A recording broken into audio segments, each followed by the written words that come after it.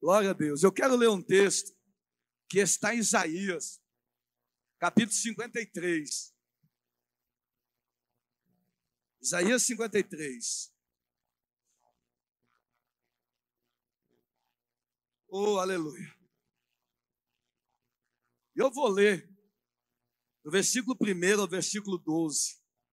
Eu vou ler por aqui. Depois a gente vai conversar 2 minutos. O texto de Isaías 53, que remete a Jesus Cristo, diz assim: quem creu em nossa mensagem, a quem foi revelado o braço do Senhor, ele cresceu diante dele como um broto tenro e como uma raiz saída de uma terra seca. Ele não tinha qualquer beleza ou majestade que nos atraísse, nada havia em sua aparência para que o desejássemos. Foi desprezado e rejeitado pelos homens, homem de dores, experimentado no sofrimento. Como alguém de quem os homens escondem o rosto, foi desprezado, e nós o tínhamos em estima. Certamente ele tomou sobre si as nossas enfermidades e sobre si levou as nossas doenças. Contudo, nós o consideramos castigado por Deus atingido e afligido. Mas ele foi transpassado por causa das nossas transgressões. Foi esmagado por causa de nossas iniquidades. O castigo que nos trouxe a paz estava sobre ele, e pelas suas pisaduras nós fomos curados. Todos nós, como ovelhas, nos desviamos, cada um de nós se voltou para o seu próprio caminho, e o Senhor fez cair sobre ele a iniquidade de todos nós. Ele foi oprimido, afligido, e contudo não abriu a sua boca. Como um cordeiro foi levado para o matadouro, e como uma ovelha que diante de seus tosqueadores fica calada, ele não abriu a sua boca. Com julgamento opressivo ele foi levado. E quem pode falar dos seus descendentes? Pois ele foi eliminado da terra dos viventes. Por causa da transgressão do meu povo, ele foi golpeado. Foi-lhe dado um túmulo com os ímpios e com os ricos em sua morte. Embora não tivesse cometido nenhuma violência e nem houvesse nenhuma mentira em sua boca. Contudo, foi da vontade do Senhor esmagá-lo e fazê-lo sofrer. E embora o Senhor tenha feito da vida dele uma oferta pela culpa, ele verá a sua prole e prolongará os seus dias, e a vontade do Senhor prosperará em sua mão. Depois do sofrimento de sua alma, ele verá a luz e ficará satisfeito. Pelo seu conhecimento, meu servo justo justificará muitos e levará a iniquidade deles. Por isso, eu lhe darei uma porção entre os grandes, e ele dividirá os despojos com os fortes. Porquanto ele derramou a sua vida até a morte, e foi contado entre os transgressores, pois ele levou o pecado de muitos, e pelos transgressores intercedeu. Pai, obrigado porque o Senhor tem estado conosco. Obrigado pela tua graça, pelo teu favor. Obrigado por essa noite tão especial, tão específica. Obrigado, meu Deus e meu Pai, porque o Senhor tem cuidado de nós. E nós queremos te louvar.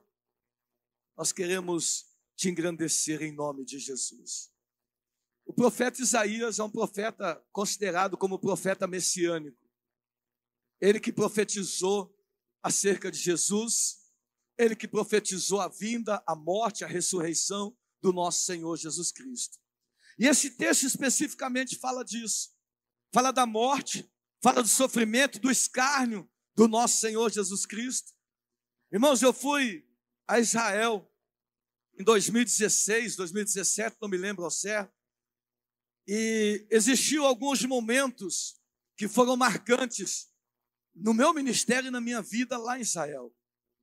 Mas o momento que mais marcou a minha vida foi quando nós entramos no subsolo da casa de Caifás, onde a Bíblia Sagrada nos conta que o Senhor Jesus passou a noite inteira sendo açoitado, sendo cuspido, sendo xingado.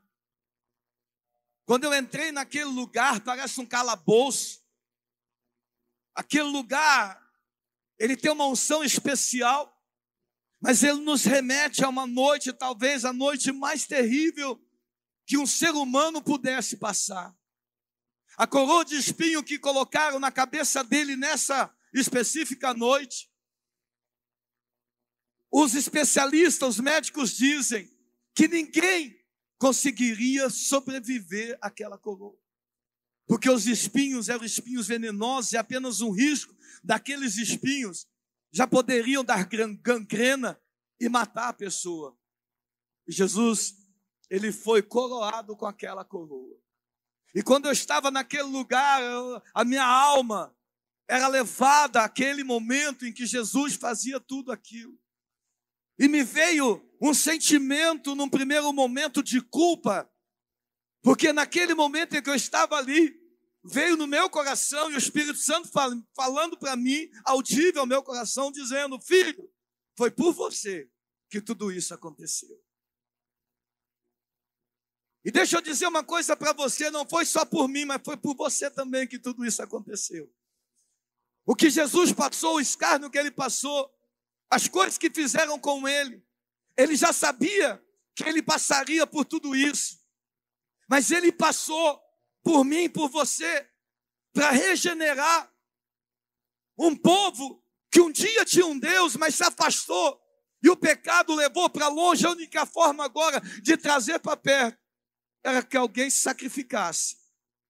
Eu fico imaginando Deus fazendo uma reunião.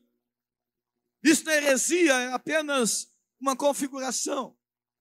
E o Espírito Santo ali junto, e o próprio Jesus junto, a Trindade em reunião. Eu fico imaginando os anjos em volta da Trindade.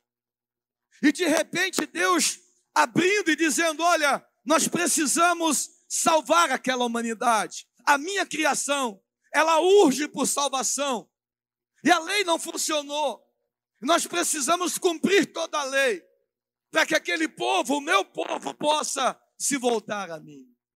E eu fico imaginando que um olhava para o outro, os anjos olavam entre si, e de repente, o nosso Senhor Jesus Cristo se manifesta e diz: pode deixar, eu desço lá e faço isso pelo nosso povo. Quando Jesus ele é enviado aqui, ele é enviado com uma missão. E não é missão fraca, não é missão muito simples de ser cumprida. Ele sabia tudo o que ia acontecer com ele. Já estava predestinado, já estava pré-escrito. E de repente ele vai e cumpre tudo. No momento da caminhada dele, o Pedro chega para Jesus e diz assim: Jesus, não passa por isso não precisa passar. E Jesus, entendendo que aquele momento ele estava sendo tirado do propósito, ele diz: arreda-te para lá, Satanás. Porque ele tinha um objetivo e um propósito, e ele cumpriu. E é por isso que você está aqui hoje. Você só está aqui por causa disso. Agora Jesus fez tudo isso, e ele fez por você, e foi por você que ele se entregou. Foi por você que ele se entregou. Foi por você que ele sofreu. Ei, eu vou repetir, foi por você que ele sofreu.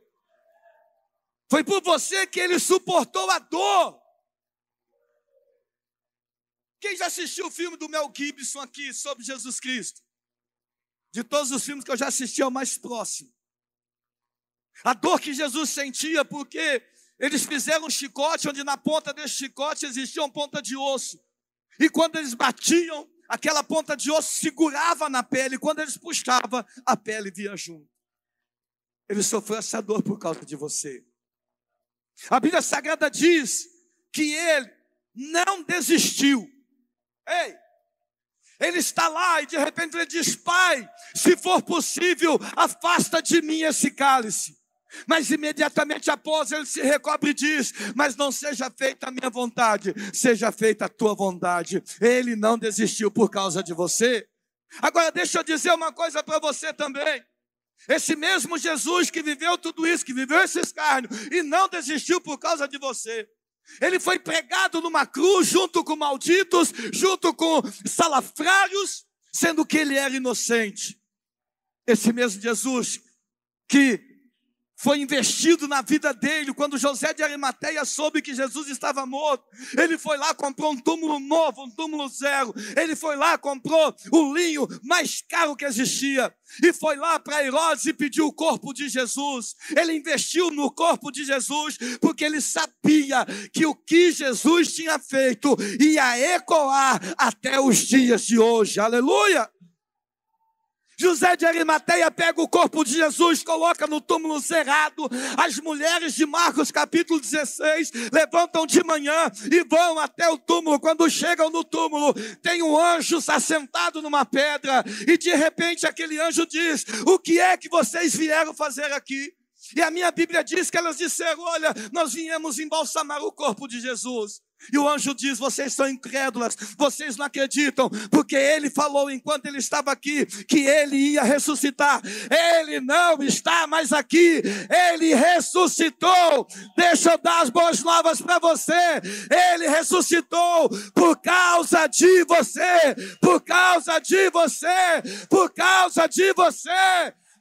Ei, ei, aplauda esse Jesus, aplauda esse Jesus. Se coloque em pé, dando um brado de vitória. Esse Jesus está aqui nesta noite. Ele é manifesto em nosso meio. Não há nada que ele não possa fazer. Ele já fez tudo por você. Ao ressuscitar, ei, deixa eu dizer uma coisa para você. Maomé morreu, mas não ressuscitou. Buda morreu, mas não ressuscitou. Ei, Jesus morreu, mas ressuscitou. Ele vive está.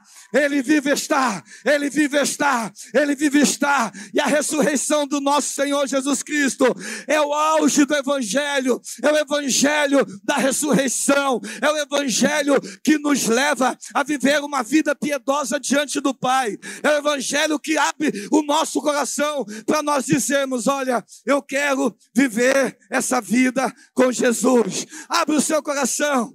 Não se importe com as coisas daqui, porque elas são terrenas, elas são passageiras. Se importe com as coisas do alto, que são eternas. Nós moraremos na eternidade. Ei, deixa eu repetir. Nós vamos morar na eternidade. A minha pergunta para você nesta noite é: com quem nós vamos morar? Ei, eu vou morar com Jesus. Eu vou morar com Jesus. Quem vai morar com Jesus, fala comigo, fala: eu vou morar com Jesus. Eu vou morar com Jesus. Eu vou morar com Jesus. Fala comigo assim, fala: diabo. Para de temer diabo, presta atenção. Fala assim: diabo. Mais forte, fala: diabo. Eu vou morar com Jesus. Fala: perdeu. Fala para mim, fala comigo: perdeu. Fala: diabo, você perdeu, porque eu vou morar com Jesus. Aleluia! Quem vai morar com Jesus, aplauda ele, aplauda ele.